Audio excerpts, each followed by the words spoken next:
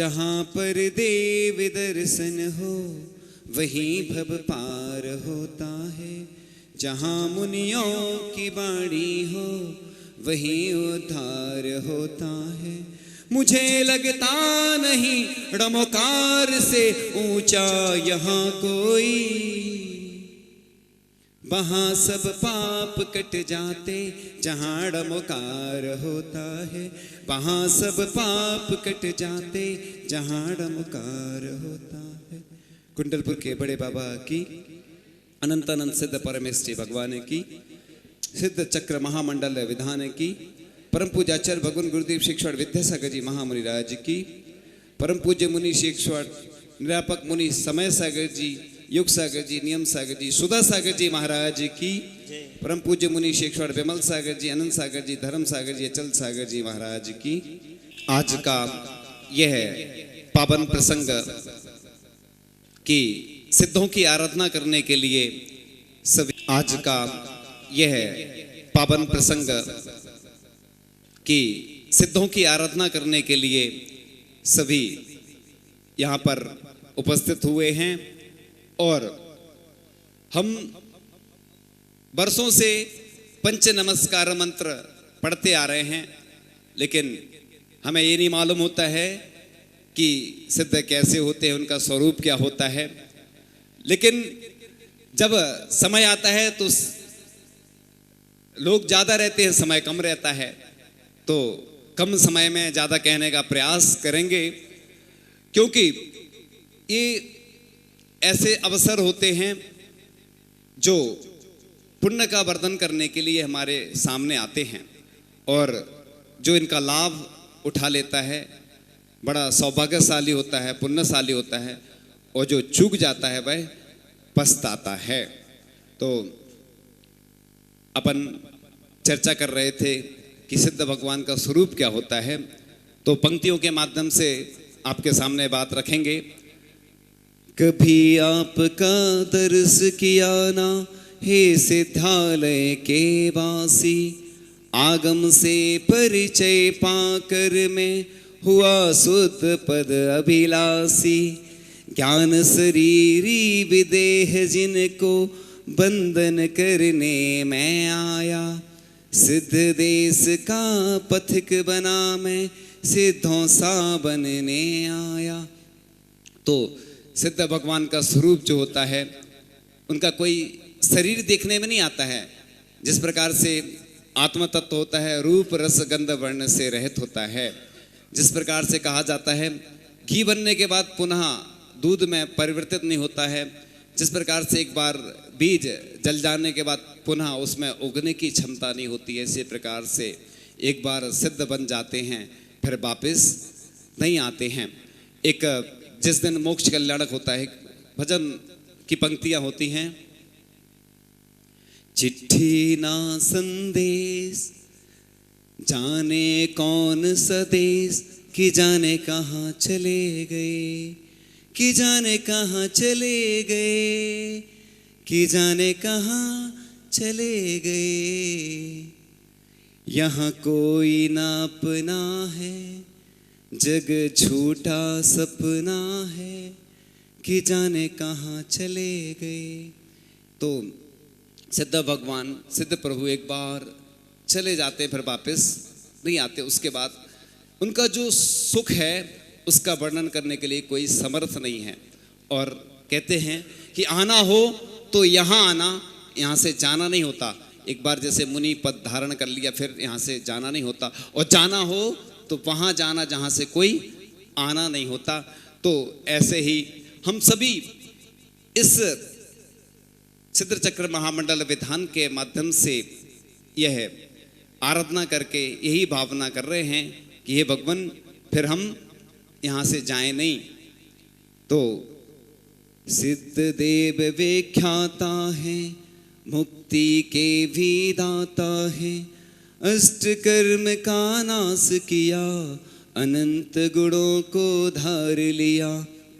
तीन लोक के ईश्वर जिनको अपने ध्यान में धारे, सच्चे सबसे सच्चे ए पंच परम गुरु हमा प्यारे, ये वो कल्प तरु हैं जो कि पाप समूह को विदारे, सच्चे सबसे सच्चे।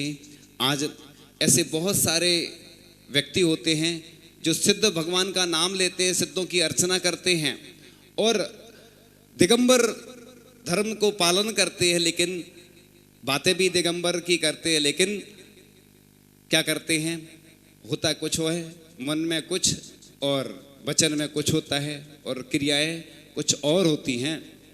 तो ऐसे लोगों के लिए कुछ पंक्तियां हैं। भावों को निर्मल किए बिना मोक्ष नहीं जा पाते हैं, सिद्धों की बातें करने से नहीं सिद्ध बन जाते हैं। मोक्ष शास्त्र या छह ढाला को रटने भर से, आदिनाथ को तज सीमंदर को भजने भर से, मुनियों को छोड़ सूर्य वन सूर्य मंत्र देने भर से, शुद्धात्म को तज लोकाचार के पूजन भर से, कपड़ों को पहने पहने मोक्ष नहीं जा पाते हैं, सिद्धों की बातें करने से नहीं सिद्ध बन जाते हैं। पापी और अभागे हैं साधु निंदा करने वाले, साधु भी क्या साधु हैं, पंथों के विभर्ग बताने वाले और अरहंत पंथ संत ग्रंथ में बंटवाने वाले, सिद्धों का पंथ बताए पंथों को बतलाने वाले, रत्नात्रय के पंथ बिना मोक्ष नहीं जा पाते हैं, सिद्धों की बातें करने से नहीं सिद्ध बन जाते हैं। तीर्थंकर ज्ञान के धारी, ज्ञात उन्हें है मोक्ष मिलेगा, काल लब्धि उन्हें मगर बिना तपस्या कहाँ मिलेगा, चक्री सम वैभव तज जंगल को जाते क्यों, वस्त्राभूषण तज बेज दिगंबर वो धरते क्यों, तपचर्या दिगंबरत्व बिना मोक्ष नहीं जा पाते हैं, सिद्धों की बातें करने से नहीं सिद्ध बन जाते हैं। तो ऐसे बहुत सारे होते हैं जो चर्चाएं करते हैं और बहुत सारी ऐसी क्रियाएं भी करते हैं, लेकिन हमारे यहाँ गंधोदक को बहुत पूजनीय बताया है। और मुनि महाराज जो होते हैं उनकी चर्या का जो पालन करते हैं, जो उनके साथ चलते हैं, वो सच्चे श्रावक होते हैं। तो यहाँ पर आज चर्चा कर रहे हैं हम कि सिद्धों की चर्चा चल रही है। तो पहले सिद्ध चक्र विधान होता था, तो कैसे करते थे लोग, जानते नहीं थे कि कैसे विधान करना, न तो प्रतिष्ठाचार विधानाचार आदि रहते थे, न विधि जानते थे। तो एक थाल में पूरा अर्घ रख लेते थे, उदक चंदन बोल के पूरा अर्घ चढ़ा दिया और हो गया सिद्ध चक्र विधान। ऐसी स्थितियां थी पहले की, लेकिन आज हम लोग बहुत जागरूक हो गए हैं और एक विधान के बाद दूसरा विधान करना बड़े सौभाग्य की बात होती है। ऐसे कई स्थानों पर तो एक ही नहीं हो पाते और इधर बड़ी ऊर्जा है। ये बात तो सही है। देखो आचार्य सिंह भी ताज्जुब कर रहे थे कल जब भैया जी ने सुनाया, ताज्जुब तो हमें भी हुआ, क्योंकि एकदम से विश्वास नहीं होता है जब किसी से उम्मीद नहीं हो और उम्मीद से ज़्यादा कोई कर दिखाए। तो क्योंकि अभी कुछ वर्षों पूर्व पंच कल्याणक हुआ था, फिर अचानक विधान की भूमिका बनी और ये मंदिर तो चौथा मंदिर है, एक पांचवा मंदिर है जो कई लोगों ने अभी देखा ही नहीं है, लेकिन हम एक दिन गए, हमने देखा एक प्राचीन मंदिर है, लेकिन वो अभी उसकी कोई देख रेख नहीं है, तो वैसा ही है जैसा पुराने समय से है। तो ये मंदिर भी एक ऐसा मंदिर बने, अनोखा मंदिर बने, अद्वितीय मंदिर बने। शांतिनाथ भगवान अतिशयकारी और चमत्कारी हैं, ये लोगों को अभी मालूम नहीं है। आपने अतिशय और चमत्कार तो देख लिया। एक बच्चे ने बताया कि हमारी आंख चली गई, डॉक्टर ने मना कर दिया कि हमारी स्थिति बहुत खराब हो गई थी, लेकिन इधर भगवान का गंधोदक लगाया शांतिनाथ भगवान का और हमारी आंखें ठीक हो गई। तो आप देखिए कि ये भगवान का अतिशय और चमत्कार है और आपने अभी तो देख ही लिया। तो प्रत्येक नगर में एक जैसे पंचायती मंदिर होता है, चाहे देवरी हो, चाहे गोटेगांव हो, चाहे सहपुरा हो, पंचायती मंदिर होता है जिसमें सभी लोगों का अधिकार होता है।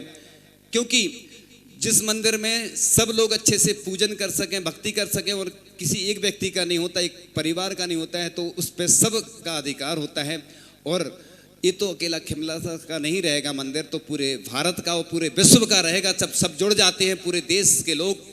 क्योंकि आप ये सोचते होंगे कि हम जो भी कर रहे हैं कोई शामिल नहीं हो रहा, ऐसा नहीं है, पूरे देश विदेश के लोग भी शामिल हो जाते हैं।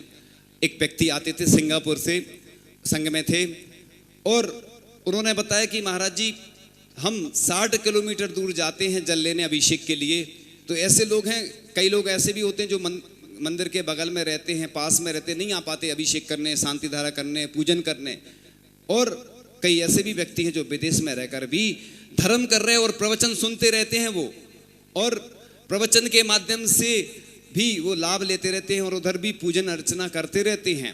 ये नहीं सोचे कि आप यहाँ के लोग वहाँ चले गए तो संस्कारहीन हो गए हैं, उनके अंदर भी वो संस्कार रहते। एक मेरठ में एक व्यक्ति है जो प्रतिदिन स्वर्ण के आभूषण पहन के अभिषेक पूजन करता है, यानी प्रतिदिन स्वधर्मेंद्र बनता है। लोग कहते हैं कि सिर्फ विधान में और पंचकल्याणक में ही स्वधर्मेंद्र बनते हैं, ऐसा कहीं नहीं लिखा आगम में। ये तो बनते ही है, लेकिन इसके अलावा प्रतिदिन भी अपन पूजन करें, वही भावना करें। जब भी आहार दान दें तो राजा श्रेयांश और सोम बनकर आहार दान करें, और जब भी पूजन अभिषेक करें तो यही सोचे कि मैं वैसे ही पूजन अभिषेक करूं, क्योंकि जैन दर्शन तो भाव प्रधान है, द्रव्य प्रधान तो रखा ही है। लेकिन जब हमारे स्थिति नहीं होती है, जम सक तम की रही, यानी जो कर सकते हैं वो करें और जो नहीं कर सकते उसकी भावना करें। ऐसा आगम ग्रंथों में लिखा है कि आप जो काम उपवास आदि है नहीं कर पा रहे हैं तो उसकी भावना तो भाते रहे। ऐसे ही दान की, कई व्यक्ति आते हैं, महाराज जी स्वधर्मेंद्र बनना चाहते हैं, हमारी बहुत भावना रहती है लेकिन हमारे पास राशि नहीं रहती है, और भी कई पदों के लिए होड़ लगी रहती है। ये तो धार्मिक अनुष्ठान जो होते हैं पुण्य बढ़ाने के लिए होते हैं और किसी न किसी निमित्त से होते हैं। बाजार में भी एक कलश मिलता है, उसकी कोई कीमत नहीं होती है, लेकिन जब वह यहाँ पर मंदिर में विराजमान होता है चातुर्मास के निमित्त से, पंचकल्याणक के माध्यम से, तो उसकी कीमत कई गुना बढ़ जाती है। यही भूमि थी, इसकी कोई कीमत नहीं थी, लेकिन जब जिन गृह बन गया, जिन मंदिर बन गया तो उसकी कीमत बढ़ गई। तो पूरी समाज जब मिल जाती है, कोई अनुष्ठान को संपादित करती है। पहले स्थिति ये रहती थी कि लोग आते नहीं थे, जुड़ते नहीं थे, लेकिन धीरे धीरे जब उत्साह जागृत हुआ तो बस जिस प्रकार से नए वर्ष में अभिषेक हुआ था, शुरुआत वेदी प्रतिष्ठा से हुई थी छोटे मंदिर से, और अनुष्ठान चलते ही जा रहे हैं। और आगे कल निवेदन किया गया था आचार्य श्री से कि वेदी प्रतिष्ठा होना चाहिए। ये तो बात सही है, क्योंकि जब राजा भैया बीना में हमें बताते थे कि मंदिर टीन सेट में भगवान विराजमान है, और हमें भी लगा कि वाकई में भगवान को टीन सेट में नहीं रहना चाहिए, क्योंकि आप अपने लिए कितने बड़े बड़े महल बनवाते हैं। एक व्यक्ति खिमलासा में भी जब 10 वर्ष पूर्व हमारे पास आया गोपालगंज से, और कहने लगा महाराज जी चाहे हम किराए के मकान में रह लेंगे लेकिन मकान भगवान का जरूर मंदिर बनवाएंगे, चाहे किराए के मकान में रह लेंगे। तो हमने उससे कहा तुम चिंता नहीं करना, तुम भगवान का घर बनवाओगे तो तुम्हारा घर तो अपने आप बन ही जाएगा। लोग, हम देखते हैं लोगों के पास धन की कमी नहीं है, पूरे देश में इतना धन है कि इसको सोने की चिड़िया कहा जाता था। लोग बस जब दान की बात आती है तो कहते हैं महाराज जी है नहीं। हम लोगों को ऐसा लोग बेवकूफ़ बनाते हैं, मूर्ख बनाते हैं कि जैसे हम लोग जानते नहीं हों। हम देखते हैं लोगों का जब विवाह आदि होता है तो लाखों करोड़ों खर्च करते हैं, जब कोई ज़मीन की बात आती है तो इतना खर्च करते हैं कि बता नहीं सकते, लेकिन जब दान की बात आती है तो लोग कंजूसी करते सोचते हैं। तो हम तो कहते हैं कि हमेशा उदार दिल बनो, भले ही कम हो लेकिन हमेशा अंदर ऐसे अच्छे परिणाम हो, भाव हो। इसलिए घबराने और डरने की बात नहीं होती है। तो जब भी दान की बात आती है अपनी शक्ति के अनुसार ही देना चाहिए। इसके पूर्व में भी हमने इस प्रसंग को बताया था। तो आचार्य भगवान हमेशा यही प्रेरणा देते हैं, पहले इस बुंदेलखंड की स्थिति क्या थी और आज क्या है। तो दान देने से ही प्रसिद्धि प्राप्त होती है, क्योंकि व्यक्ति सोचता है कि अरे ऐसा नहीं कि दान दे देंगे तो क्या हो जाएगा। तो ऐसे कई व्यक्ति हैं। अभी कुंडलपुर में पंचकल्याणक की तैयारियां चल रही हैं कि पंचकल्याणक होना है, और इतना विशाल मंदिर बनता जा रहा है और पूरे देश भर के लोग और विदेश के लोग भी जुड़ते जा रहे हैं। और जब मंदिर बनना था तो एक व्यक्ति ने कहा कि आचार्य जी हम पूरा मंदिर बनाएंगे। आचार्य जी ने कहा, ऐसा हमने सुना था, इसलिए मैं बता रहा हूँ कि हकीकत क्या है ये कई बार नहीं मालूम रहती, लेकिन जो जैसा सुनते हैं। तो उस व्यक्ति ने कहा, तो आचार्य जी ने कहा नहीं, एक छोटा गरीब व्यक्ति भी जब दान करता है तो उसकी भावना जुड़ती है। तो मंदिर कभी धन से नहीं बनते हैं, लोगों के सहयोग से बनते हैं। इसलिए तन मन धन से जो दान देता है वही सार्थक होता है। ऐसा नहीं सोचें कि हमने तो बहुत बड़ा दान दिया है तो हम इसके मालिक बन गए। भगवान का मंदिर जो होता है, हमने जो दान कर दिया वो फिर निर्माल हो जाता है, यानी भगवान को जो अर्पण कर दिया, समर्पण कर दिया, तो हमारा तन मन धन जब मंदिर से जुड़ता है, जब भावनाएं जुड़ती हैं, तो ही वह मंदिर कहलाता है। इसके पहले वह मंदिर नहीं कहलाता है। तो यहाँ हमें देखा कि जब युवा आते हैं, शाम को आते हैं, दोपहर में आते हैं, बड़ा उत्साह रहता है। ऐसा ही उत्साह जागृत रहना चाहिए। सिर्फ यहीं तक नहीं रहना चाहिए, जब भी कोई साधु संत जहाँ भी विराजमान रहते हैं, आचार्य भगवान विराजमान रहते हैं, उनके दर्शन के लिए भी जाना चाहिए, निवेदन के लिए जाना चाहिए। क्योंकि पहले चर्चा होती है, अपन समाज में कोई कार्य होना हो, चर्चा होती है, फिर मुनि महाराज आदि आचार्य महाराज से निवेदन करते हैं आप लोग, फिर पर्चा निकलता है, फिर खर्चा होता है, फिर खर्चा होने के बाद फिर अर्चा होती है। अभी अर्चा चल रही ना, फिर जब अर्चा होती है तो उसके बाद जब कार्यक्रम हो जाता है तो उसके बाद फिर पूरे विश्व में चर्चा होती है कि अरे उस गांव के लोगों ने, उस नगर के व्यक्तियों ने वो कार्यक्रम कितने अच्छे से संपादित किया। तो ये एक प्रक्रिया होती है। लेकिन लोग क्या सोचते हैं, हमारा ये मंदिर है, हमें क्या करना, बस सभी यही सोचते हैं। तो इसलिए कोई भी कार्य हो नहीं पाता है। इसलिए जब भी ऐसी बातें आए, सब मिलकर के प्रयास करें। हम क्या करते, बस बट जाते हैं, छोटे मंदिरों में बट जाते हैं, कोई इस मंदिर का, कोई उस मंदिर का, तो बस समाज एक नहीं हो पाती है। इसलिए कोई भी कार्य करें, जब भी सब मिलकर करें। इसलिए हमेशा हर जगह, कई जगह ऐसे ऐसे व्यवस्थाएं बनाई हैं कि एक अध्यक्ष होता है समाज का, उसके हिसाब से जब भी कहीं जाना हो, तो निवेदन करने जाना हो तो वही जाते हैं। पूरी पंचायत कमेटी होती है। लेकिन जब मंदिर में बढ़ जाते हैं तो बस वो मंदिर तक ही सीमित रह जाते हैं। तो जब इधर कितना उत्साह दिख रहा है, और ऐसा तो हमने सपने में भी नहीं सोचा था। आचार्य जी भी ताज्जुब कर रहे, देखो सोचो, आचार्य जी को ऐसा नहीं कि इधर के बारे में मालूम नहीं है। आचार्य जी अभी अभी आए थे कुछ महीनों पहले, तो बस आचार्य जी को तो सब ज्ञात है इधर के बारे में। और ऐसा नहीं कि इधर के व्यक्ति जाते नहीं आचार्य जी के पास, आचार्य भगवान को सब ज्ञात है। हम भी जब तीर्थ यात्रा करके बालाबेट तक आए, फिर संकेत दिया कि खिमलासा जाना है, तो लगभग 35 दिन रुके। तो उमंग और जोश, उत्साह कैसे आता है, तो देखा देखी आता है। जैसे दान दिया, एक ने दिया पहले दिन, तो देखा ने तो खरबूजे को देख के खरबूजा रंग बदल लेता है। हम जानते हैं जैन समाज की आदत, जैन समाज की प्रशंसा कर दो बस फूल जाते हैं। ये हमने पूरे देश में देखा है, और जहाँ जहाँ जाते हैं देखते हैं कि बस इनको बस सही मार्गदर्शन और डायरेक्शन की जरूरत है। बस एक्शन तो अपने आप हो ही जाता है, डायरेक्शन जब मिलता है। तो हमेशा ही ऐसा उत्साह बना रखना, ये नहीं कि बस कार्यक्रम तक ही उत्साह बना रहे।